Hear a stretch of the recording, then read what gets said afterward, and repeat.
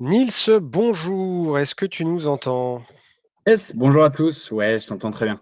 Ça marche. Alors, notre ami Sylvain arrive, il a un petit problème de micro, il va se reconnecter. Ça marche, Voilà, super. le temps que nos étudiants arrivent, voilà, ça arrive gentiment. Et on va pouvoir bientôt attaquer dans une minute, allez, on va dire, notre saison 2 d'Esselstoke. On va laisser Sylvain revenir. Je vois que notre ami Kevin aussi, Gourdon, est là pour lancer l'enregistrement. Super. Rachid arrive.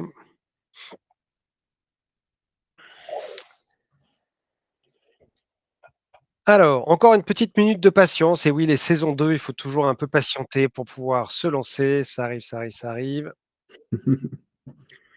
J'en profite, je ne sais pas s'il m'entend et j'espère que ce n'est pas un homonyme, puisque je vois que nous avons un ancien qui est là avec Rachid de Boily, que je salue.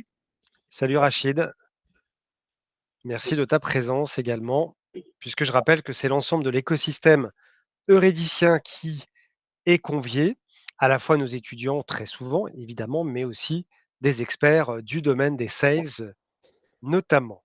Alors, je regarde quelques instants. Hop, si Sylvain, ce sont les joies du direct. Ah, il en faut toujours un peu, sinon c'est bon. Ouais, ouais, ouais, ouais. Alors, je vais voir parce que je ne crois pas qu'il soit connecté là. Alors, attendez. Non, Tac, j'ai pas tac, l'impression. tac. Et bon.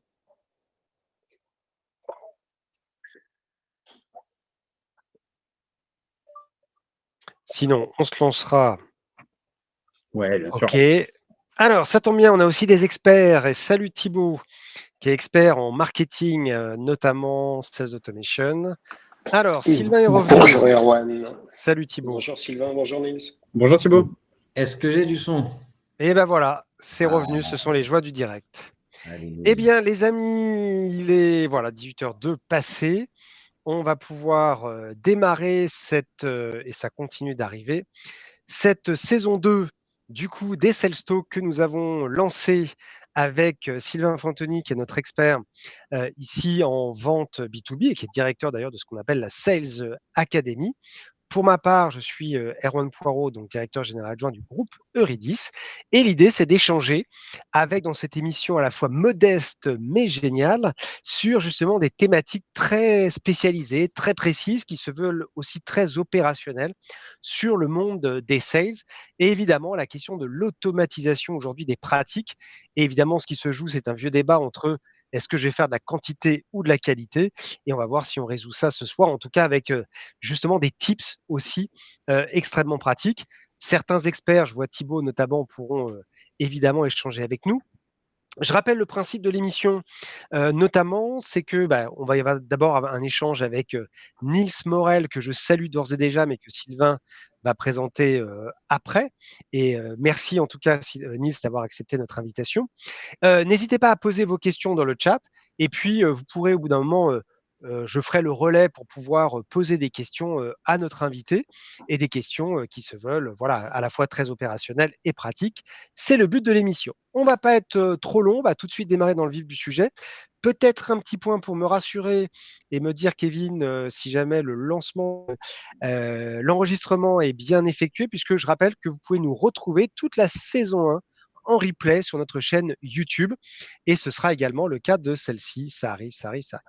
Je laisse la parole à Sylvain pour lancer l'émission et je me ferai le relais des personnes qui arrivent. À tout de suite. Merci beaucoup, Erwan, pour cette introduction. Merci à tous d'être là et merci à Nils d'avoir accepté notre invitation sur ce sujet.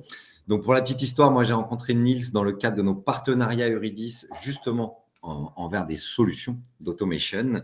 Mais Nils, je vais te laisser te présenter un petit peu ton jeune parcours, puisque tu fais partie de ces jeunes consultants. Donc, raconte-nous un petit peu ce qui t'a amené à ce que tu fais aujourd'hui. Bien sûr. Et merci encore et tout d'abord pour l'invitation. Très content de faire partie de la premier épisode de la deuxième saison. C'est top. Donc, merci pour ça. Et puis oui, moi, en effet, j'ai une jeune carrière que j'ai commencé en tout cas commercialement il y a 3-4 ans. Et j'ai surtout eu la chance de participer à un peu comme ce que vous proposez, et surtout ce que vous proposez à Eurydice, d'alternance, en mêlant l'école et l'expérience professionnelle. Et j'ai surtout eu la chance de toucher un peu à tout ce qui se fait sur les postes commerciaux. Donc, très bizdev, très pratique, avec beaucoup de prospection, que ce soit dans des expériences où on avait zéro budget, zéro outil, et donc il fallait un peu se débrouiller avec tout ce qu'on pouvait trouver. Et puis d'autres avec beaucoup plus de possibilités d'outils, donc très intéressant. Et j'ai aussi eu l'opportunité de toucher à plus d'émissions account manager, /CSM, et aussi d'account exécutif, donc plus closing. Donc sur ces 3-4 dernières années, avoir pu toucher un peu à tout, ça m'a permis d'avoir un petit bagage pour pouvoir derrière pouvoir me lancer à mon compte. Donc là, à partir de septembre, sur justement ces missions que sont la prospection omnicanal, surtout à travers le cold email et le social selling à travers LinkedIn, et puis tout ce qui est branding, personal branding, donc création de contenu sur LinkedIn. Et oui, on s'était rencontrés justement quand je travaillais donc dans une entreprise de sales tech, donc qui vend un logiciel d'automatisation de prospection. Donc on est pile dans le sujet. Donc là, aujourd'hui, Niels, si on comprend bien, tu es consultant pour des entreprises, tu es freelance finalement. C'est ça. Exactement, freelance. Et puis j'accompagne donc là aujourd'hui 5-6 entreprises sur leur génération de leads. Donc à travers, comme je te disais, ces 2 blocs, l'un étant la prospection omnicanal et l'autre étant la création de contenu sur LinkedIn, parce qu'en soi, c'est 2 choses qui se complètent plutôt bien. On aura l'occasion d'en reparler. Bien sûr. Écoute, je pense même qu'on aura l'occasion de te réinviter, puisque je trouve que le sujet du freelancing dans nos métiers devient un sujet de plus en plus important. On sent que c'est vraiment un mouvement de fond qui est en train de se produire. Donc, je ne m'interdis pas qu'une de nos prochaines émissions soit sur la thématique de l'intérêt ou pas d'être freelance pour les freelances et de l'intérêt ou pas d'avoir une team de freelance quand on est une structure commerciale. Avec plaisir. Alors, Niels, en attendant, on est là pour parler de sales automation et de prospection automatisée. Alors déjà, il faut bien rappeler à tout le monde un petit peu ce que c'est. Je vais te laisser en parler, mais juste pour remettre un petit peu l'historique de tout ça, parce que c'est très récent. D'ailleurs, c'est rigolo, parce que toi, tu es arrivé dans ce métier-là, tu nous as dit il y a 4-5 ans, c'est ça, 2018? Ouais, c'est ça, ouais, exactement. Bon, on est quasiment dans les prémices de ce qui va se produire aujourd'hui. Donc, c'est des technologies qui sont assez récentes. On va dire que les plus anciennes technos abouties telles qu'on les connaît aujourd'hui ont maximum 5, 7, 8 ans. Ouais, c'est ça. Et encore, je trouve que ça a tellement changé sur les 2-3 dernières années qu'on a presque du mal à aller chercher cette ancienneté-là. Mais donc, c'est très récent, c'est très nouveau. Comment tu définirais ça, Niels? L'automatisation de la prospection?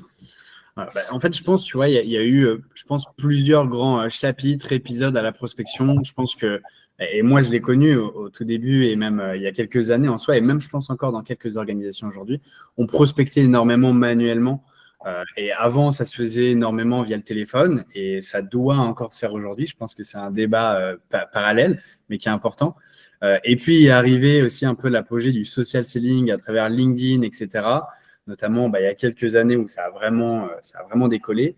Et donc, à l'époque, en tout cas, moi, quand j'ai commencé en tant que BizDev, je devais prospecter à travers LinkedIn et l'email de manière manuelle. Donc, trouver mon prospect, Erwan, c'est mon prospect, je dois trouver son profil LinkedIn, essayer de trouver son adresse email, lui envoyer un email automatiquement, puis après le relancer ou ne pas oublier que je lui ai envoyé un email et que je dois le relancer. Et puis, pareil pour LinkedIn. Et ça se faisait un peu de manière, on va dire, un peu bourrin. Clairement, c'était plus t'en ajoutes, mieux c'est. Et après, il faut essayer de tout retenir parce qu'encore une fois, tu n'as pas d'outil qui vient tout centraliser. Et donc après, il y a eu ces outils-là, je pense les plus connus, etc. C'est du Wallaxy, du Lemlist, LGM, etc. Et donc, c'est ces outils-là qui ont permis ensuite de pouvoir automatiser ces actions qui peuvent être un petit peu chronophages si on les fait manuellement. L'envoi d'invitations LinkedIn, l'envoi d'emails, de messages, etc., les relances, tout ce genre de choses. Super. Alors, c'est vrai que l'Emlist en France, ce sont un petit peu les précurseurs. Ouais. Je crois que assez peu de gens de l'écosystème tech ont réussi à éviter d'entendre parler de Guillaume Moubèche et de l'Emlist. Et ils ont fait beaucoup de bien, je trouve, aussi à la communauté, puisqu'ils ont fait du build-in public et puis surtout énormément de partage. Je crois qu'ils ont diffusé à peu près tous les templates qu'ils ont utilisés dans leur campagne. Et que ça a généré à la fois l'idée de le faire pour beaucoup de gens, Mais on en reparlera tout à l'heure sur les limites. Le fait que tous ces templates soient trop partagés, peut-être peut avoir quelques incidences. Bien sûr. Alors, merci pour cette explication. Nils, peut-être réexpliquer alors à ceux qui n'ont pas encore mis les mains dans le cambouis, parce que je trouve qu'on a un vrai phénomène de bubble filter parfois chez Eurydice. C'est-à-dire qu'on a l'impression que ce qu'on vit dans notre quotidien est le quotidien de tous. Mais c'est vrai que grâce à la Sales Academy, moi, j'ai l'occasion d'intervenir aussi dans des entreprises qui sont très éloignées de la sphère de la tech, des startups parisiennes. Et là, d'un coup, on constate que tout ça n'existe pas encore et qu'il y a encore une immense partie des organisations qui n'ont pas du tout découvert ce Sales Automation. Alors, pour les gens qui n'ont pas encore eu le plaisir d'utiliser ou de découvrir, par rapport à ce que tu as dit, j'aimerais juste rajouter des petites choses. C'est effectivement, tu as précisé que c'était automatisé des séquences de type demande de connexion LinkedIn, plus le petit message. Voilà, pour ceux qui connaissent Waalaxy, la campagne de base, hein, une connexion plus de messages. Et puis, automatiser des envois d'emails. OK, très bien. Mais au-delà de ça, ce que ça combine, et je crois que ce qui apporte énormément, c'est toute la traçabilité de ce que l'on fait et le fait de pouvoir faire des scénarios. Donc, il faut bien imaginer qu'une campagne de sales automation, pour ceux qui n'en ont jamais fait, on va choisir une cible, et là, on en reparle tout à l'heure, Nils, parce que ça fait vraiment partie du sujet. On va choisir une cible et on va lui adresser un message. Donc, ce message, il va falloir qu'il soit personnalisé. Et là, on verra encore une fois ce que les solutions d'aujourd'hui sont capables d'apporter. Et c'est parfois bluffant, ce que ça permet de faire en termes de personnalisation du message. Mais un des avantages aussi très, très forts, c'est de pouvoir pister la délivrabilité de mon message. Est-ce qu'il est bien arrivé dans la messagerie de mon prospect? Est-ce que mon prospect a ouvert mon message? Et est-ce qu'il a cliqué sur mon call to action? Qui va finir par donner beaucoup d'informations. Sur notre capacité déjà à délivrer des mails dans la messagerie de nos prospects. Et deux, de savoir à quel moment il faut qu'on modifie ou qu'on améliore quelque chose. Voilà, c'était juste ce petit point supplémentaire qui me paraît important. Alors, dès qu'on entend ça, tout de suite, on se dit « Waouh, c'est génial !» Ça veut dire qu'il y a donc une machine qui va prospecter à ma place et qui va tout faire à ma place. Nils, qu'est-ce que tu peux dire aux gens qui commenceraient à caresser ce type d'espoir? C'est un peu ça, j'ai envie de dire, sauf que voilà, 3 petits points, c'est pas tout rose. Et bien évidemment, en fait, on a tendance, et c'est un peu aussi, on en parlait la dernière fois, c'est aussi un peu la tendance qu'on voit aussi avec l'intelligence artificielle, ça on en parlera peut-être aussi après, mais c'est voilà la possibilité, et moi je l'ai eu aussi au début, de se dire, attends, mais là, tout ce que je fais, donc manuellement, l'envoi d'invitation, les relances, savoir qui a ouvert, etc., je peux l'automatiser. Bon, en fait, je délègue tout à la machine et la machine va faire pour moi. Et c'est là, je pense, où on rentre aussi un peu dans le cœur du débat de dire quantité, qualité. C'est de se dire, OK, je mets en autopilote, ça envoie. Et puis, parce qu'il faut se rappeler, c'est que quand Waalaxy, la Mist, etc. sont sortis, on n'avait pas forcément de limite d'envoi, d'invitation, etc. par jour sur Waalaxy, enfin sur LinkedIn. Et donc, il y avait la possibilité de dire, moi, j'envoie 50, 100 invitations, etc. Plus j'ajoute de monde, mieux c'est. Et l'objectif, c'est juste de diffuser mon message au plus grand nombre. Sauf que ça a eu un peu l'effet inverse de dire tout le monde fait ça, tout le monde reçoit des dizaines et des dizaines de messages.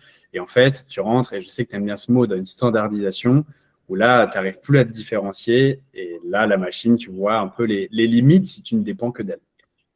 Oui, c'est ça, parce que, mais de manière presque intuitive, et on peut d'ailleurs tout à fait comprendre les gens.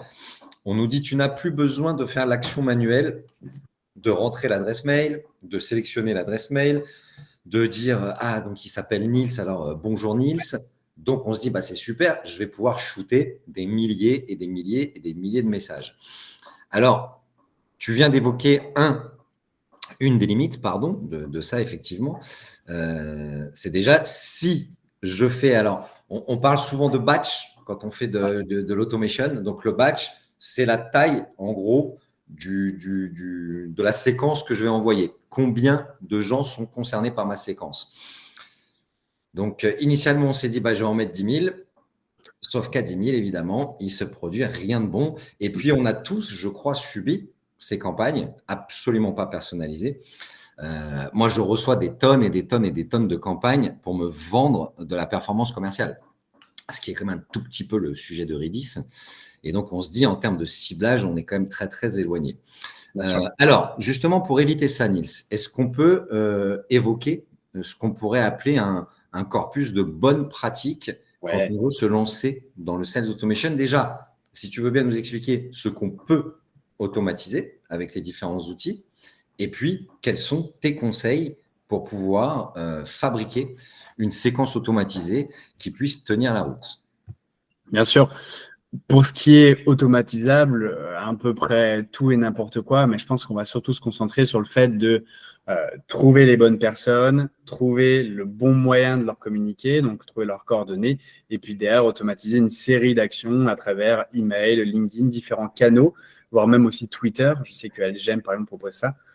Donc là, typiquement, Nils, sur la partie trouver les bonnes personnes, exactement. Concrètement, quel est le stack? Alors, on en parlait tout à l'heure en rigolant, en disant qu'il faut essayer d'éviter de faire un stack. Alors, pour ceux qui ne connaissent pas ce terme, un stack, c'est l'empilage finalement de solutions logicielles qui vous permettent de faire votre métier. Et on en rigolait avec Nils en préparant cette intervention, en disant qu'il y a des startups qui te présentent un stack où tu as 15 outils et à la fin, c'est plus contre-productif qu'autre chose. Alors, qu'est-ce qu'on peut avoir déjà pour trouver ces fameuses personnes, identifier les personnes? Qu'est-ce que tu conseilles comme grand type de solution? Comme grand type de solution, je pense qu'un indispensable, si on cherche réellement la performance, je pense que c'est du Sales Navigator. C'est difficile de s'en passer, en tout cas si sa cible est sur LinkedIn, parce que si ma cible, c'est des bouchers dans le Loir-et-Cher, je ne sais pas s'ils sont très présents sur LinkedIn, mais dès que la cible en B2B, elle est présente sur LinkedIn, Sales Navigator, ça reste quand même la référence. Et derrière, notamment si sa cible, elle n'est pas forcément sur LinkedIn, on a des solutions comme du Faro, qui sont un peu des références dans leur secteur. Mais voilà, Sales Navigator, Faro pour trouver sa bonne cible, c'est un peu la base. Et ça, c'est l'outil, c'est-à-dire c'est le cheval avec lequel je vais à la guerre.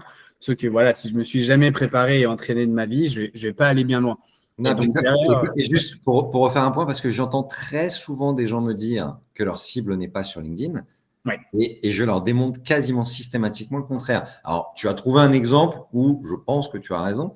Les bouchers du Loiret, a priori, ne sont pas en masse sur LinkedIn, ou en tout cas, même s'ils ont un profil, figure-toi qu'ils sont capables d'avoir un profil quand même.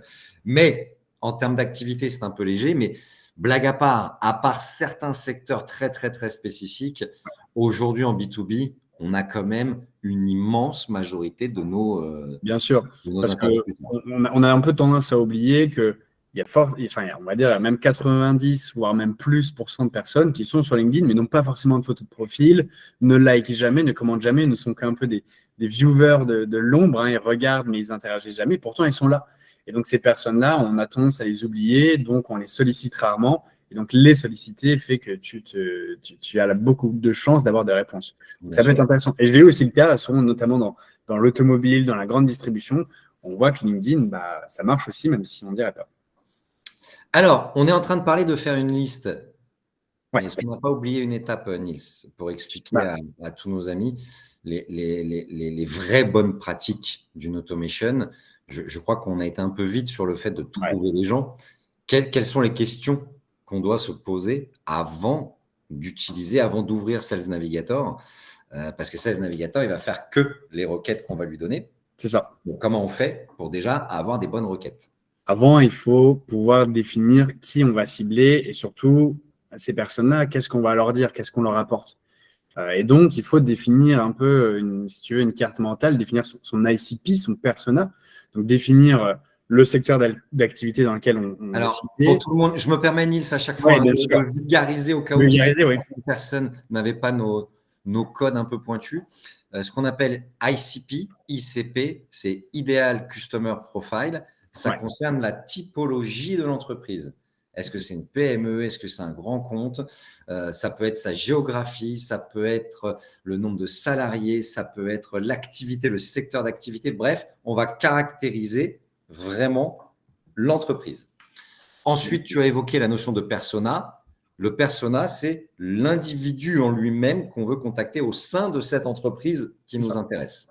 C'est ça, c'est exactement ça. C'est trouver son secteur d'activité cible, trouver derrière son ICP, donc le type d'entreprise qui correspond réellement à ce qu'on veut vendre, quel problème on résout, et puis derrière, dans cette entreprise, quelle personne on va cibler.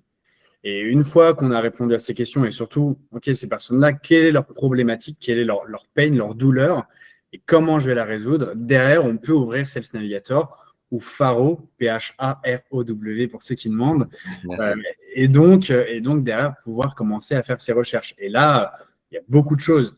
Tu as évoqué dans notre échange précédent, je te faisais part du manque de profondeur régulier qu'on constate dans les ICP. Ouais. On entend vraiment des gens nous dire moi, mon ICP, ce sont les PME ou alors ce sont les grands comptes. Et quand on veut faire de la séquence d'orfèvrerie, on sait très bien qu'on ne peut pas faire des séquences pointues avec aussi peu d'éléments. Et tu as évoqué une thématique assez récente qui s'appelle l'intent marketing. Est-ce que tu peux nous en glisser un mot? Parce que je crois que dans cette logique de sales automation, ça a beaucoup d'importance. Totalement. C'est, pour le faire très simplement, un événement qui caractérise une entreprise, un événement qui est temporel. Ça peut être une levée de fonds, ça peut être le recrutement, ça peut être une nouvelle arrivée d'un collaborateur. Je sais que, par exemple, si on cible des directeurs commerciaux, on sait que la plupart du temps, leur budget, ils le dépensent dans les 2 premiers mois dans lesquels ils arrivent. Et donc, par exemple, sur Sales Navigator, on peut décider que dans tel secteur d'activité, sur tel type d'entreprise, eh bien, les directeurs commerciaux, eh bien, là, on va pouvoir détailler en disant, OK, les directeurs commerciaux qui sont arrivés il y a moins de 30 jours, par exemple, et on a ce genre de détails, eh bien, ceux-là, je vais les faire ressortir. Bam, là, on en a 75. Et c'est ces 75 personnes-là à qui je vais adresser un message. Et là, je sais qu'ils vont avoir tel sujet parce que s'il y a un intent marketing qui me parle. On est presque sur la notion de compelling event, un peu light, mais c'est presque du compelling event. Ouais, carrément. Tu en citais un qui est un compelling event majeur dans beaucoup de cas, la levée de fonds, une série A, une série B, une série C. Nous, chez Eurydice, par exemple, à la Celsac, on vend une prestation de recrutement. Je vous laisse imaginer à tous que quand moi j'ai l'info qu'il y a une série A ou une série B, quand on vient d'avoir 20 millions sur le compte en banque, en général, il y a une vague de recrutement qui suit instantanément. Donc, tout ça sont des éléments qui vont nous permettre de caractériser à la fois notre ICP par ce qu'elle est, mais en plus par ce qui lui arrive dans son environnement. Et là, je trouve que la croisée des chemins fait quelque chose vraiment d'assez fin. Donc, on a donc déterminé notre ICP, notre persona, basé sur ce que tu as dit, Niels, et j'aime beaucoup que tu aies utilisé ces termes-là. Quels sont les problèmes qu'on va résoudre? Il faut arrêter d'essayer de vendre du plus, du mieux aux gens. Les gens sont surtout attachés à résoudre des problèmes. En tout cas, c'est comme ça qu'on arrive à catcher leur attention. C'est quand on arrive pile poil sur une des problématiques qui est de leur quotidien. Donc, maintenant qu'on a notre ICP, notre persona, on a donc un outil type LinkedIn, SalesNav, Pharo, sachant que LinkedIn, même dans sa version gratuite, permet de faire un peu de liste, même si c'est évidemment beaucoup plus limité, mais on a le moyen de le faire. Mais il peut y avoir aussi des annuaires professionnels. Enfin, il y a énormément de data à scraper sur le web, pas que sur LinkedIn, mais effectivement, LinkedIn est un peu au centre de tout. Donc, une fois que tu as créé ta liste, quelle est ton étape 2 pour pouvoir faire une belle séquence? En fait, on va composer, si tu veux, on va dire le cycle de prospection en plusieurs étapes. Il y en a une qu'on n'a pas forcément citée, mais qui a son importance et qui est un peu je pense, la partie la moins attirante, la moins attractive, qui est de paramétrer, et ça vient au tout début, de paramétrer un domaine qui est spécifique à la prospection avec une adresse email qui est dédiée à la prospection, la paramétrer pour éviter derrière d'arriver en spam pour, en fait, si tu veux, augmenter sa délivrabilité. Et ça, c'est quelque chose où déjà, je pense qu'on je me le gardais pour les limites, quand on va évoquer les limites, les contraintes. On le laisse de côté pour l'instant, ouais. Bon, là, on va raconter aux gens que c'est tout beau, tout facile et que c'est super. Et puis après, on va soulever un petit peu plus le capot pour rentrer dans des sujets un peu plus compliqués. Eh ben, une fois que tu as ta liste, il va falloir que tu ailles enrichir cette liste, c'est-à-dire, ok, super, j'ai mon ICP, mon personnage, je sais que voilà, telle entreprise vient de lever des fonds, etc. Maintenant, les personnes, par exemple, si Erwan est ma cible, eh bien super, mais si Erwan, je veux lui envoyer un email, il me faut son adresse email. Et dans ce cas, c'est là où il y a beaucoup d'outils qui permettent ce qu'on appelle d'enrichir, ces outils d'enrichissement, d'enrichir cette base de données, donc d'aller chercher l'adresse email, le profil LinkedIn si on ne l'a pas. Ça peut aller chercher aussi le numéro de téléphone, notamment avec des outils comme Drop Contact, du Casper pour les numéros de téléphone, etc. Il y en a une volée. Mais ces outils-là permettent justement d'aller trouver les bons contacts parce que c'est un peu primordial. Il y a même la deuxième génération qui sont maintenant les systèmes de cascading. Oui. C'était un peu frustrant de se dire, alors, il y en a un qui va me trouver 30% des mails, l'autre 20% restant. Donc maintenant, il y a de plus en plus de solutions qui sont des solutions qui font un vrai scan 360 des autres solutions avec des systèmes d'API pour pouvoir enrichir au max. Donc, on a notre liste, on les a identifiés, on a enrichi sa base. Donc maintenant, on a en partie, puisqu'il faut aussi dire aux gens qu'il n'y a pas de miracle. Vous il n'y aura jamais de 100% ou très peu. Jamais. Ouais. Tu estimes à combien, toi, le pourcentage de data pertinente et à jour que tu arrives à ressortir? Tout dépend des outils. Moi, je sais qu'aujourd'hui, en ce moment, j'utilise beaucoup Findemail, Findymil, qui est un jeune outil français, made in France, et qui, pour le coup, nous trouve en moyenne du 40, 50, 60%, entre 40 à 60%, en fonction de la cible. Encore une fois, ça trouvera beaucoup plus d'adresses email sur une cible qui est très présente sur LinkedIn et beaucoup moins si c'est un dentiste qui a son compte LinkedIn et qui est pas très présent, etc. Bon, en tout cas, le chiffre quand même parle, je pense, à tous les prospecteurs. Imaginez une solution qui permet d'avoir la moitié de sa base qui est qualifiée avec de la data fiable. C'est déjà énorme. On était plus sur du 20-30%. Ouais, totalement. Donc, je trouve déjà le niveau très élevé. OK, donc maintenant, j'ai ma liste, j'ai leurs coordonnées. C'est quoi le next step? Next step, ça va être commencer à créer sa séquence. C'est-à-dire que je sais plus ou moins, je sais quelle problématique je vais résoudre, j'ai tout ce qu'il faut pour commencer. Maintenant, créons notre séquence. Et donc là, il va falloir commencer à décider quelle étape, à quel moment, quel canot et qu'est-ce qu'on va leur dire. Donc, il y a une partie de décision sur quel canot je vais aller cibler et derrière, une grosse partie de copywriting. Et là, je pense qu'on a des choses à dire là-dessus. Il y a une vraie stratégie de séquençage. Ouais. C'est même très graphique. D'ailleurs, c'est dommage. Là, j'aurais pu prévoir de vous diffuser une petite image pour que vous puissiez voir. Mais en gros, c'est un arbre de décision qu'on va créer. Donc, j'en vois. Donc, typiquement, n'hésite pas à rajouter si j'oublie des choses, Nils, mais on va pouvoir envoyer une invitation LinkedIn pour se connecter. En fonction de invitation acceptée ou pas, avec ou pas un premier message, qui peut être couplé dans le même timing avec un premier mail qui fait référence au fait qu'on vient d'être connecté à LinkedIn. Et ensuite, c'est là où c'est toute la magie, entre guillemets, de l'automation. C'est que de manière automatique, on va décider de ce que l'on fait en fonction de ce que le prospect fait. Bien sûr. Donc, pour illustrer le propos pour tout le monde, j'envoie un mail. Grâce à ces outils, je vais déjà savoir si mon interlocuteur l'a ouvert ou pas. Bon, élément important, puisque si mon interlocuteur n'a pas ouvert mon mail, a priori, mon sujet est plutôt sur l'objet de mon mail. Et le deuxième email que je vais tenter, je vais certainement essayer de modifier l'objet pour faire en sorte que mon mail soit ouvert.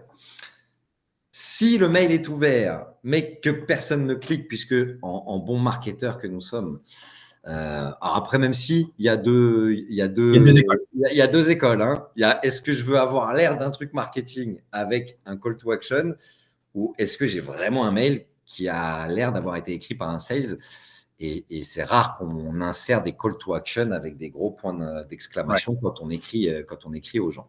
Bien sûr. Donc, en tout cas, on va analyser si la personne a lu le mail, si elle a réagi au mail. Et là, on va pouvoir donc générer la séquence d'après. Bon, là, moi, je mets un break tout de suite. Qu'est-ce qu'on fait, Nils, selon toi, en tout cas pour toi, dans ta vision, quand la personne lit notre mail et mettons qu'il y a un CTA, clique et télécharge quelque chose? L'idéal, si tu l'as et si tu es en tout cas un bon sales, c'est que, et en plus les outils aujourd'hui le permettent, par exemple sur l'Emlist ou sur des outils comme ça, tu vas avoir une petite alarme, tu peux mettre ce qu'on appelle des triggers, donc quelque chose qui va te déclencher, qui va te dire, bah là, j'ai envoyé un email avec un lien, ça peut être par exemple mon Calendly, bon, même si c'est un peu tendancieux, ça peut être un livre blanc, un e-book, etc. Sylvain ouvre et clique mon email. Si tu as son numéro de téléphone, tu te dois quand même de passer un petit coup de fil. Et c'est ce qu'on appelle, en fait, alors on passe du cold call où la personne n'en a jamais eu de contact avec au warm call, où là, on commence à appeler la personne pour savoir un peu pour essayer de l'avoir directement en direct, en fait, tout simplement. C'est ça. C'est un point important parce que je vois régulièrement passer des campagnes, des préparations de campagne où il n'y a pas le call. C'est-à-dire qu'on va jusqu'à 3 séquences d'emails alors que les personnes interagissent avec le contenu. Personnellement, j'ai quand même beaucoup de mal à imaginer qu'on ait l'information qu'un prospect a ouvert notre mail, qu'il l'a lu, qu'il a cliqué sur un lien qu'on a mis dans le mail et qu'on ne se dise pas, tiens, c'est peut-être le bon moment de lui passer un petit coup de fil. À ce stade, les amis, il y a Axel qui souhaite peut-être poser une question. Et puis, il y avait Marc aussi qui, lui, disait, tiens, qui aimerait bien voir un exemple éventuellement d'un mail envoyé par Niels. Mais ça, ce sera peut-être dans un autre cas. Axel, si votre micro est ouvert, n'hésitez pas. Allez-y, on vous écoute. Bonjour, merci. J'ai une question concernant la relance ensuite par téléphone, en fait, une fois qu'on a le numéro. Et je me disais que c'était un peu tendancieux. Je l'ai déjà testé et j'ai remarqué qu'en fait, les gens sont plus étonnés qu'on les appelle directement par. Est-ce que c'est pas trop agressif comme approche? Est-ce que c'est pas trop intime, si j'ose dire? Est-ce que ça ne veut pas fuir les prospects? Alors, Désolé, Axel, je me permets de faire une première réponse, Niels, avant la tienne. C'est de dire que, bon, déjà, ça dépend si. Ce que fait la personne sur notre mail. Si elle l'a juste ouvert et que tout de suite on call, ok, ça peut être un souci. Et on a ce même problème avec Lusha et Casper, qui nous donnent des 06 qui sont très régulièrement des 06, 07 perso des gens. Donc, oui, Axel, moi, ça m'est déjà arrivé d'avoir des gens qui ont une première réaction assez protectrice. En mode, comment avez-vous mes coordonnées et comme par hasard, c'est quand je clique sur votre mail que vous m'appelez. Bon, c'est une réalité. Comment tu gères ça, Niels? C'est un peu la classique. Hein. Et je pense que tu l'as beaucoup plus sur du call pur, où j'ai jamais eu la personne auparavant, et je l'appelle. Là, il y a vraiment quelque chose en plus de comment tu as eu mon numéro, qu'est-ce que tu veux. Alors que là, avec le warm call, c'est quand même beaucoup plus simple, parce qu'une fois que tu as passé ce barrage-là, que tu peux expliquer, parce que voilà, tu as trouvé sa base de données, patati patata, tu as quand même la possibilité de rebondir sur le fait que la personne est en train de lire ou l'a lu il n'y a pas longtemps ton email. En fait, tu pars de quelque chose, d'une action. Et c'est là où le warm call est quand même beaucoup plus simple que le cold call. C'est que la personne, entre guillemets, même si ça ne veut pas dire qu'elle est forcément intéressée, elle t'a montré un petit intérêt. Elle a ouvert ton email. Donc déjà, ton objet lui a plu. Elle a lu ton email jusqu'à ton call to action qui est la plupart du temps et à la fin de ton email. Et là, elle a cliqué. Quand même un petit intérêt, une espèce de petite curiosité. Et donc toi, tu appelles juste pour savoir ce qu'il en est de cette curiosité. Moi, je partage complètement. Et si je peux juste rajouter quelque chose, Axel, c'est très clairement, déjà, la transparence, d'expliquer qu'on utilise des outils qui nous permettent de faire ces actions. On est en 2023, ça fait maintenant des années et des années qu'on est pisté partout. Quand on cherche pour ses vacances d'été dans Google, après, on est bombardé de retargeting sur ce qu'on a cherché.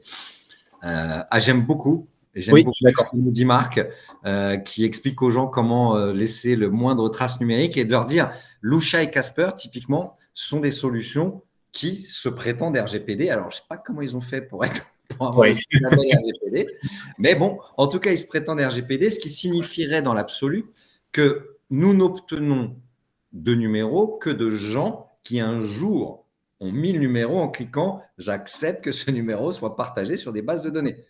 Il y a eu un opt-in. Un jour, il y a eu un opt-in. Alors, c'est peut-être pas directement avec nous, mais ils ont cliqué sur un opt-in. Totalement.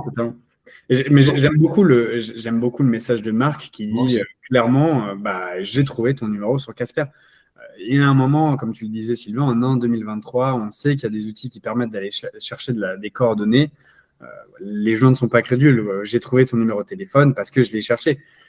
Et que le seul moyen d'avoir un contact avec toi, c'est de t'appeler. Donc, j'ai fait ça. Et c'est même plutôt valorisant de dire je me débrouille et je me suis débrouillé, je me suis dépatouillé pour trouver ton numéro, pour t'appeler parce que tu es injoignable. Il y a une espèce de petite valorisation qui est intéressante. Exactement. Et puis, alors, je trouve aussi que l'argument de base que tu nous as dit, Niels, est le plus important.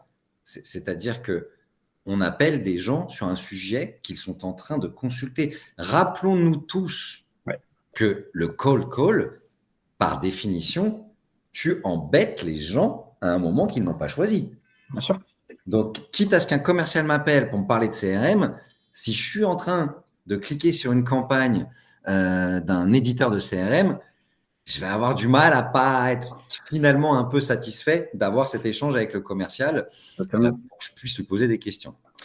Alors, donc là, on a fait notre campagne et finalement, en fonction des différents événements qu'il y a pu avoir, eh ben, notre campagne s'est soit automatisée, soit est venue nous faire un trigger, comme tu as dit, c'est-à-dire nous dire hey, maintenant, tu es bien mignon, mais ça ne va pas se faire tout seul, passe un coup de fil à ton client. Alors, il faut aussi admettre que certaines activités peuvent avoir un funnel complet automatisé. Je pense notamment à tous ceux qui vendent des solutions SaaS très peu chères. Ouais. Est-ce qu'on peut mettre un sales, un account exécutive pour aller vendre de la licence à 4,90 € par mois? Je ne suis pas convaincu. Donc, il y a aussi des funnels qui peuvent aller jusqu'à la conversion grâce à de l'automation. Même de plus en plus de SaaS. Il y a eu un post il n'y a pas longtemps de Denis, CEO de Drop Contact, qui en parlait en disant nous, voilà, entre guillemets, on se refuse de faire du cold call parce qu'en fait, ce n'est pas pertinent. Et c'est vrai que si tu vends une solution à une centaine d'euros par mois, avoir quelqu'un qui va cold caller, avoir un cycle de vente, tout gérer de A à Z, etc., qui va prendre beaucoup de temps pour juste 100 € par mois, 1200 € par an, peut-être pas la chose la plus rentable. Donc oui, tu peux tout automatiser. Et je pense qu'aujourd'hui, en plus, la plupart des acheteurs sont dans un processus où ils vont aller regarder ton site Internet dans tous les cas, même s'ils sont en rendez-vous avec toi en visio, ils vont se renseigner, ils vont faire leur étude de leur côté. Donc, les mettre directement dans un tunnel, ça peut être une bonne solution. Ça peut être plus simple. Alors, il y a une question d'Océane. Donc, Nils, si je comprends votre idée, l'idée est de création de contenu, mise en place de CTA et scrapping par le gros pour le lead gen. Donc là, il y a beaucoup d'acronymes. Je pense que nos amis de l'Académie française ont été un peu heurtés. Je pense que là, on en a perdu 2-3. Mais oui, Océane, c'est exactement ce qu'on dit. Excusez-moi. Pardon ? Excusez-moi. Non, pas du tout, Océane. Ce sont les termes utilisés. Et je crois, en vrai, Océane, je taquinais, mais moi, personnellement, je ne traduis pas. Je ne traduis pas les termes anglo-saxons parce que je trouve qu'on perd en idée originelle, quoi. Un compelling event, c'est un compelling event. J'ai du mal à l'appeler événement persuasif. C'est ça. Donc, je crois que malheureusement, sur nos sujets un peu pointus et digitaux, ça n'a pas grand sens de vouloir tout traduire. Mais oui, on est bien d'accord, Océane. Et tout ça, effectivement, hein, le but est extrêmement clair. C'est soit le lead generation, comme tu nous l'as dit, soit le funnel de vente. On peut aller, c'est ce qu'on vient de dire, Océane, on peut même imaginer que nos campagnes d'automation aillent jusqu'à la transaction. Essayez d'appeler LinkedIn pour prendre une licence SalesNav, vous allez voir que ça n'existe pas. Hein. LinkedIn t'explique comment tu vas te passer d'un commercial et comment tu vas bien aller contractualiser tout seul comme un grand. Bien sûr.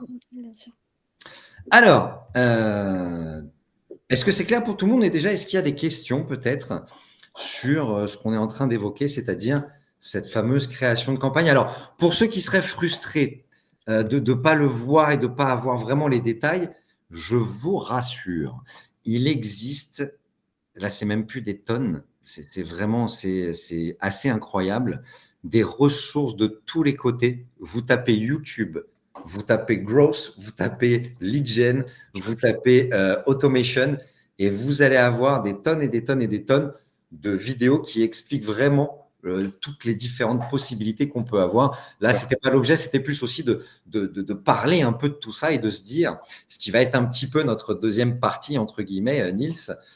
Bon, tout ça, ça a l'air super, mais dans la réalité, est-ce qu'il suffirait donc que j'achète une licence SalesNav, un petit drop contact, un petit Lemlist ou un Scali des familles avec une petite licence Wallaxy, et puis ça y est, je reste sur mon fauteuil et d'un coup, les rendez-vous vont pleuvoir.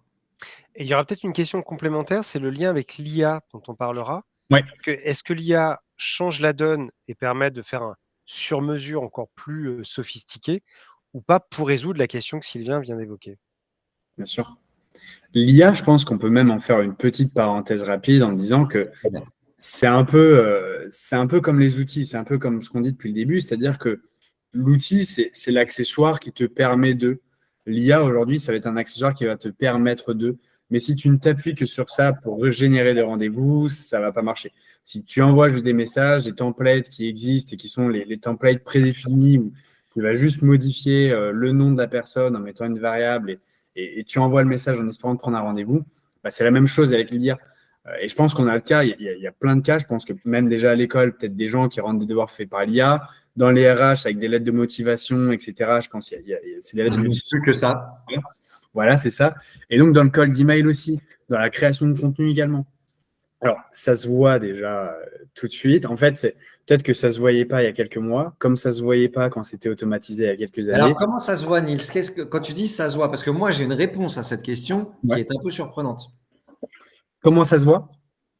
Ça se voit sur, notamment, moi, j'en ai fait pas mal d'expériences où je cherchais, quand vraiment tout c'était un peu l'essor de l'IA, etc., à générer des campagnes de A à Z avec de l'IA. Ça se voit notamment sur le copywriting, sur les tournures de phrases, sur les mots qui sont utilisés, etc., en fonction de ta cible, etc. C'est trop long, les tournures de phrases ne sont pas les bonnes, il y a des mots qui… Mais Nils, alors, je te challenge hein, sur cette idée, mais ça, c'est juste quand tu promptes très, très mal. Parce que si tu lui dis de faire des phrases percutantes et courtes, tu lui donnes en exemple des copywriters identifiés, il va te faire vraiment du copywriting très, très proche. Il y a des personnes qui sont très, très fortes. Je me souviens plus, Guillaume Albisetti, il me semble, qui est totalement une référence sur ce sujet-là, qui va, pour ton use case très précis, te générer un prompt très précis, va mettre beaucoup de temps, etc. Et là, ça génère une campagne qui est parfaite. Là, oui, sauf que derrière, dans une organisation commerciale, tu peux mettre ça en place si tu veux, mais il faut prendre en compte le temps de formation, de capacité, de compétences, etc. C'est un autre métier que celui… Donc, en fait, ça veut quand même dire que, si tu es d'accord, Nils, on reconnaît l'IA mal promptée. Ce n'est pas l'IA qu'on reconnaît. Totalement. C'est la fainéantise intellectuelle des gens qui font un prompt, qui obtiennent un résultat et qui utilisent ce résultat sans challenger le prompt qu'ils ont fait. Et pourquoi je te dis ça, Nils? Parce que pour la petite histoire, Nils donc, a travaillé chez Scali, qui est une solution, alors là, pour le coup, all-in-one. C'est ça, exactement. Le but, en fait, c'est vraiment de tout centraliser. C'est-à-dire que là, tout ce qu'on a cité, toutes les différentes étapes, et avant, c'était un outil par étape. Un outil pour trouver sa cible, pour la scraper, pour l'enrichir, pour envoyer un email, pour envoyer un LinkedIn. Et on se retrouvait, ce qu'on disait, avec une stack d'outils, de 7, 8, 10 outils. Et là, c'est plein d'abonnements, plein de choses à gérer. C'est compliqué. Et effectivement, Scali donc, a réuni tout ça. Mais lorsqu'on avait regardé ensemble la solution, tu m'avais dit, puis regarde, Sylvain, il y a un icebreaker automatique basé sur l'IA. C'est ça. Et je t'avais même dit, non, mais épargne-toi ça, je sais que ça ne va pas me plaire.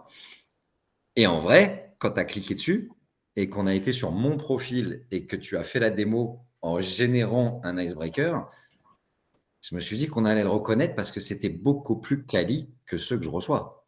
Bien sûr. C'est presque comme ça qu'on va reconnaître l'IA. C'est quand on va se dire, c'est trop smart, c'est beaucoup trop smart. On verra.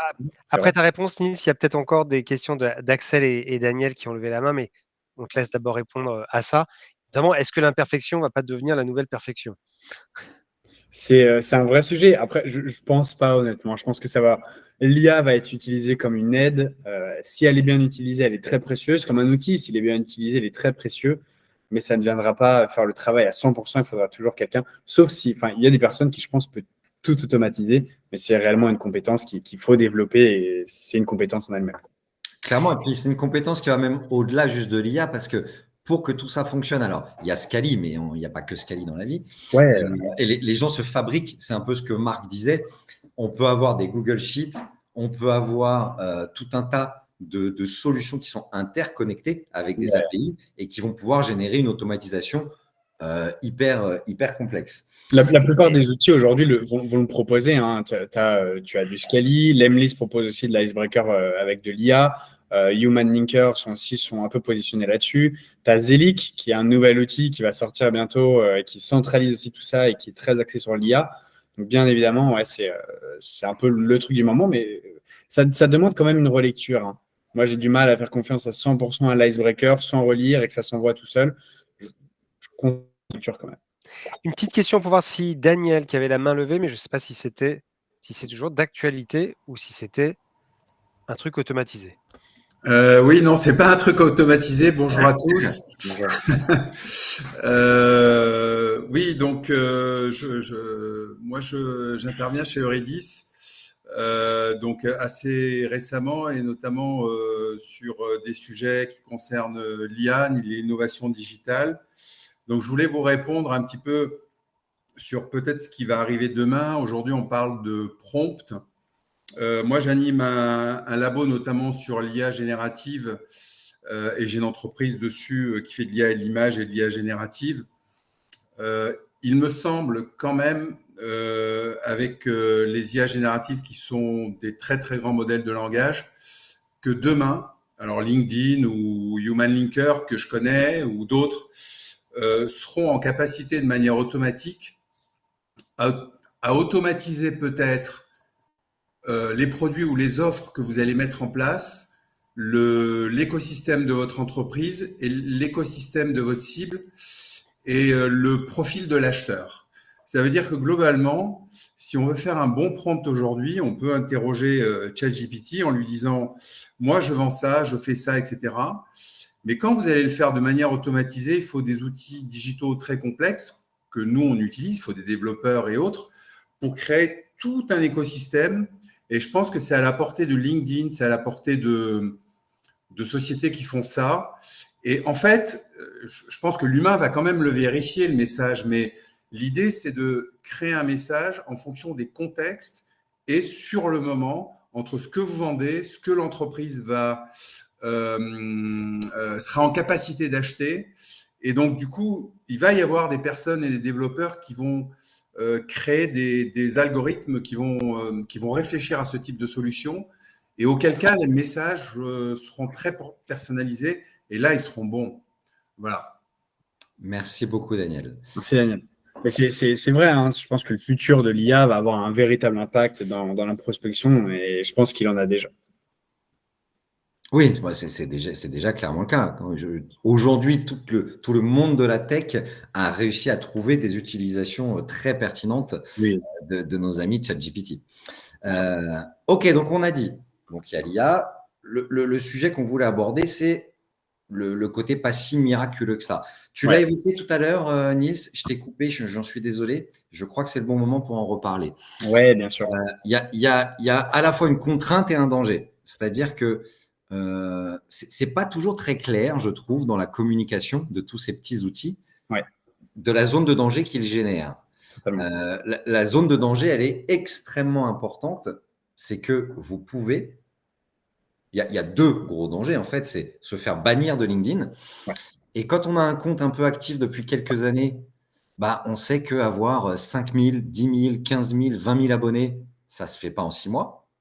Donc, perdre un compte LinkedIn parce qu'on a trop automatisé avec des Wallaxy ou autres, on peut se faire vraiment bannir.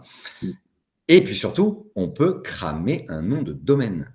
Donc, je vous laisse imaginer si moi je fais joujou dans mon coin pour la Celzac et que je crame le nom de domaine Eurydice-école. Nos amis du marketing seraient ravis. Donc, est-ce que tu peux nous en parler un petit peu de ces risques-là ? Totalement. Et on en parlait tout à l'heure un tout petit peu, c'est que c'est un sujet qui est un peu mis sous le tapis. On n'en parle pas réellement.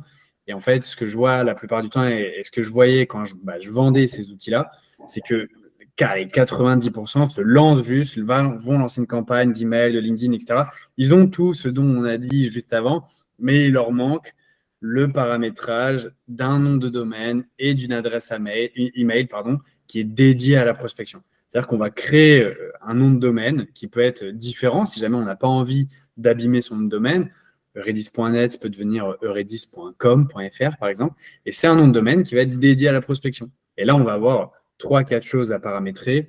On ne va pas rentrer dans le détail à fond parce que la démarque, etc. Oui, alors ça DKIM, SPF. Et c'est ce qu'on se disait sur les tutoriels sont légion pour nous expliquer tout ça. Mais par contre, retenez bien tous ce conseil. Si on se met à faire ne serait-ce qu'un peu d'automation, c'est-à-dire un truc un peu construit, structuré. Étape 1, créer un nom de domaine dédié à cette activité. C'est indispensable.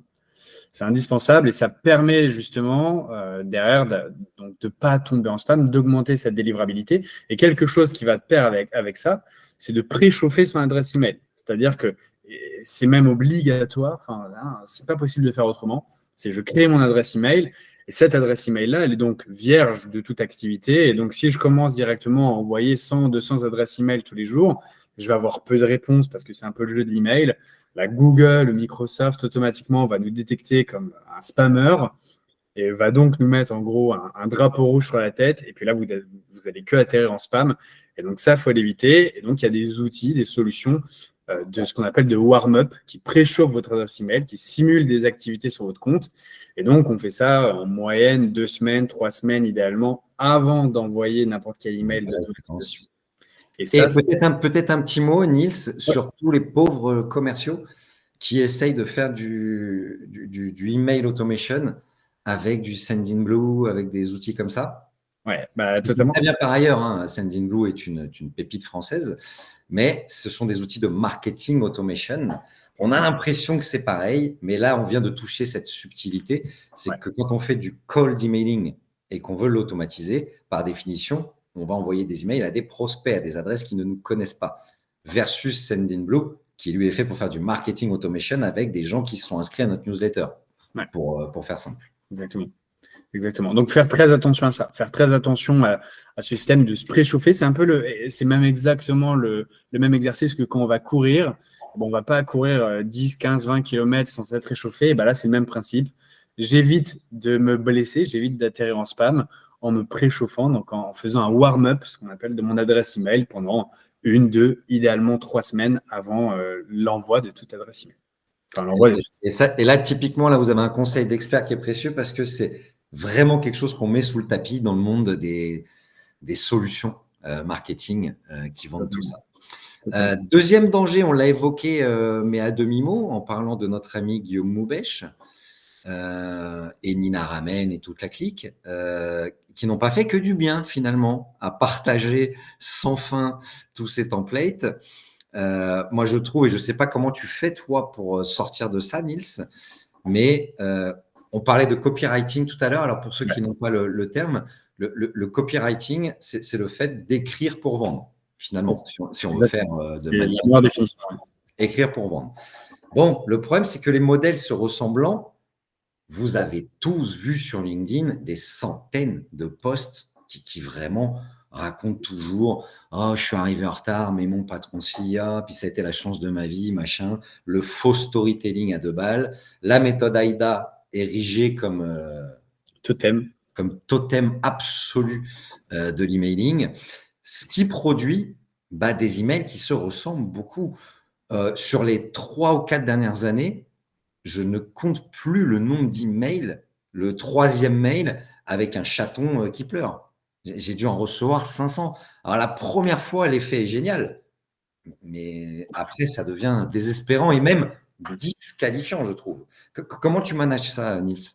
C'est très compliqué. Et en fait, tu sais, je pense que ça a été aussi un peu le jeu de Lemlist. Donc, ils ont été précurseurs là-dessus, sur cette ultra-personnalisation, notamment avec les photos, qui était game changer à l'époque.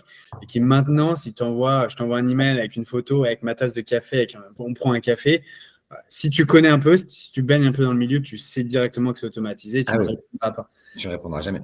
Bien sûr. Et donc, je pense que ton copywriting dépend essentiellement de la connaissance de ta cible, de leurs problématiques. On revient sur la base du problème. Les fondamentaux. Exactement.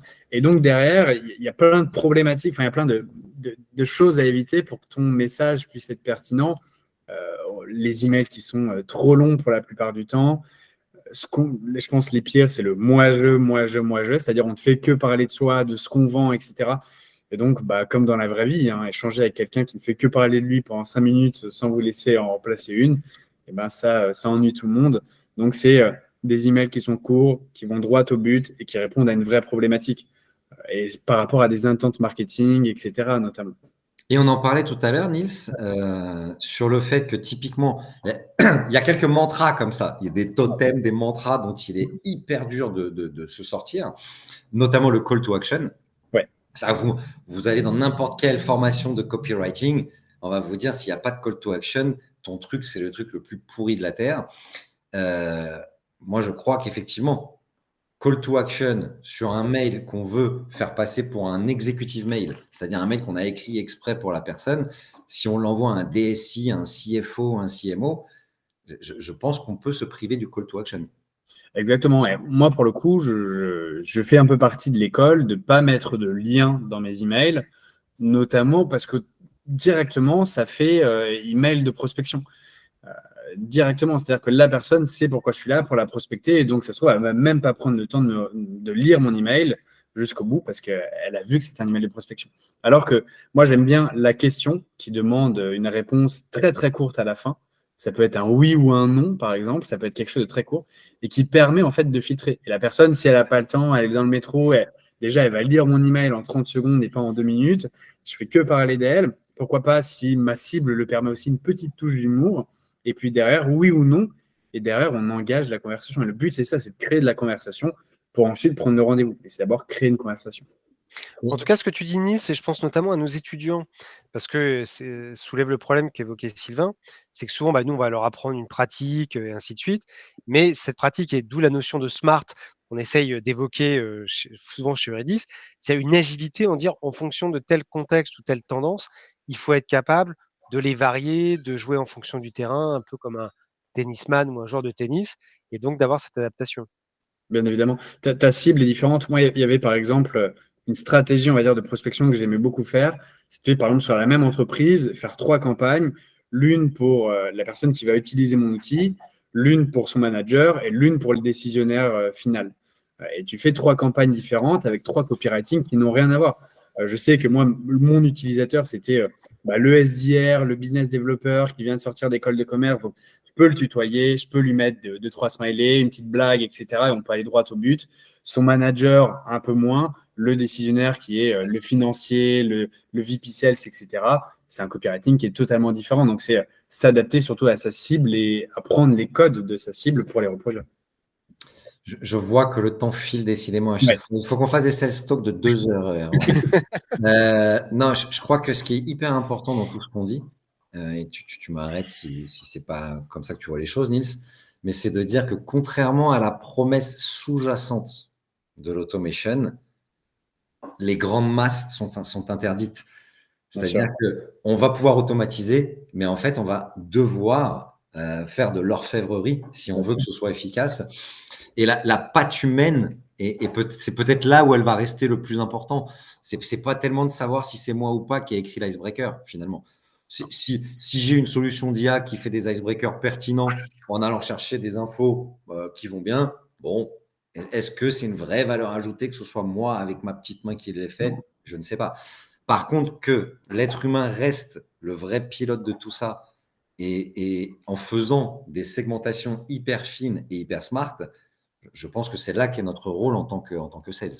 Bien évidemment, bien évidemment. Et je rajouterais une dernière chose, c'est que l'outil d'automatisation en lui-même est un moyen de faire quelque chose, mais n'est pas une fin en soi. C'est-à-dire que ce n'est pas l'outil qui va tout faire à ma place. L'outil me permet d'aller chercher mon rendez-vous, mais derrière, il y a toute une réflexion et c'est tout le travail, soit du commercial si c'est à lui de le faire, soit le gros hacker, etc. De dire ma cible, sa problématique, mon copywriting, quelle étape, quel canal je vais utiliser. Et derrière, c'est tout ce cheminement qui amène des rendez-vous dans le calendrier. Un petit point, Nils, puisque Bilal posait une question notamment dans le chat. Juste en résumé, parce qu'on a utilisé beaucoup d'outils, de noms et ainsi de suite. Ouais. Est-ce que si tu devais un peu synthétiser justement par rapport sur la question de la prospection, qu'est-ce que tu mettrais dans l'ordre sur les 3-4 outils moi, je dis 3-4, c'est un peu plus, mais ce que tu mettrais dans l'ordre dans la chaîne logique? Il te faut un outil, si on récapitule vraiment step by step, il te faut un outil pour préchauffer ton adresse email. Notamment, et je vais l'écrire, MailReach, qui est pour moi, pareil, une solution française qui est top et qui permet de préchauffer son adresse email. Derrière, idéalement, un Sales Navigator ou un Faro, je mets les deux, tac, qui permet d'aller identifier ma cible, savoir à qui je vais parler, etc. Mais voilà, trouver vraiment ma cible. Et derrière, il me faut un outil pour scraper et pour enrichir. Il y a des outils qui font les deux. Moi, aujourd'hui, j'utilise, je leur fais un peu de pub, pourquoi pas, Find Email, qui permet de scraper et donc d'aller trouver les adresses email en même temps.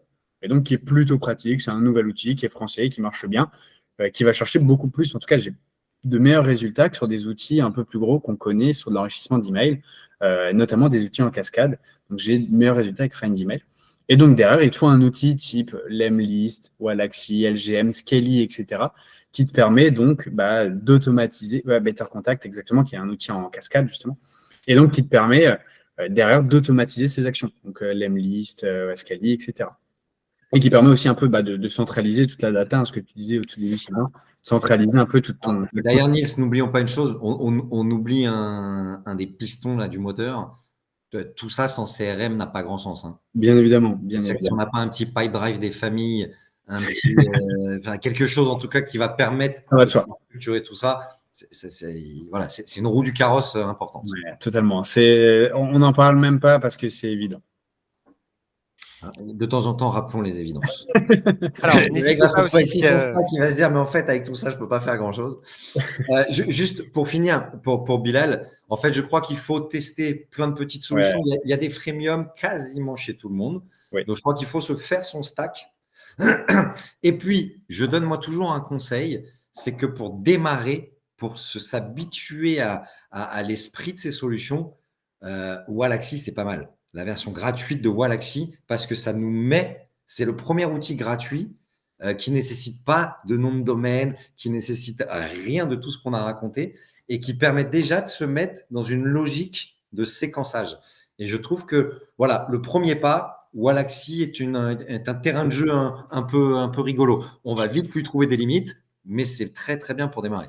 Je pense qu'on a quasiment plus ou moins tous commencé sur du Wallaxy. C'est en effet un très bon starter. C'est un très bon commencement, bon pied dans la prospection. Quoi. Bon, toi, j'allais dire merci toi non, mais toi non n'est pas là.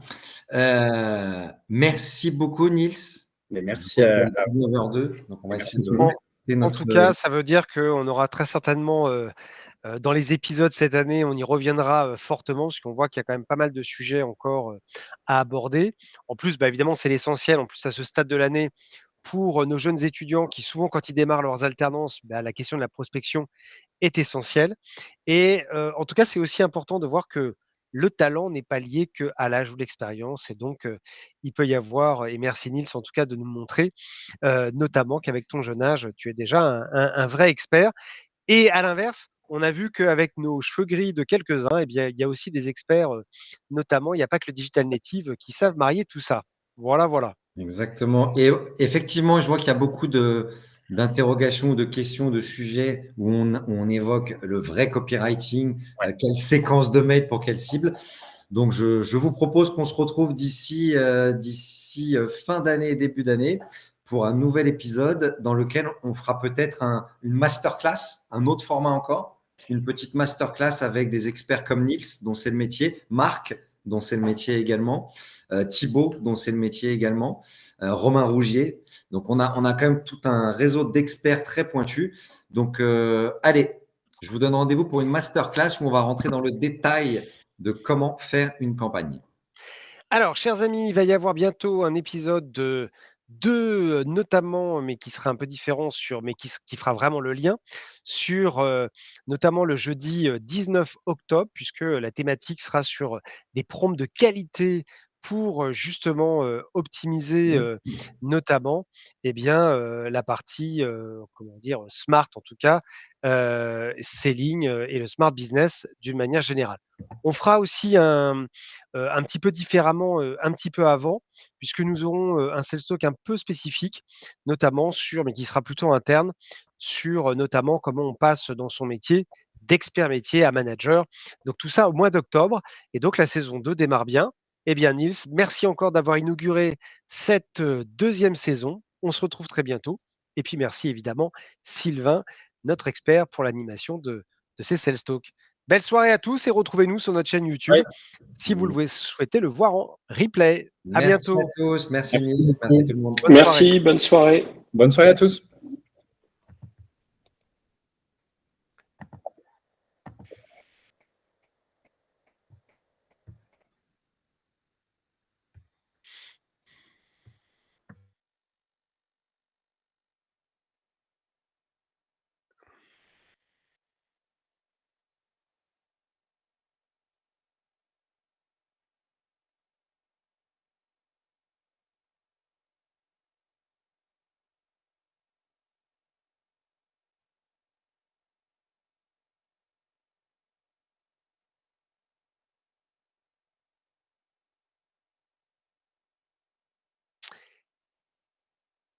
Kevin, il reste que nous deux. Tu es peut-être loin, mais en tout cas pour clôturer cette séance. Bonne soirée à tous.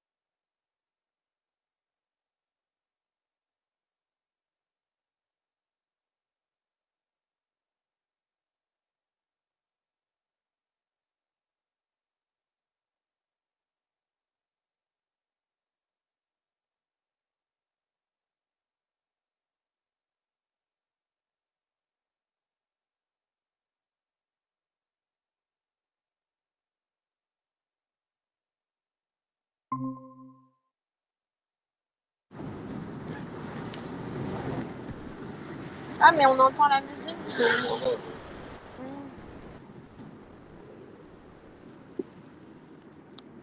C'est pour ça on entend.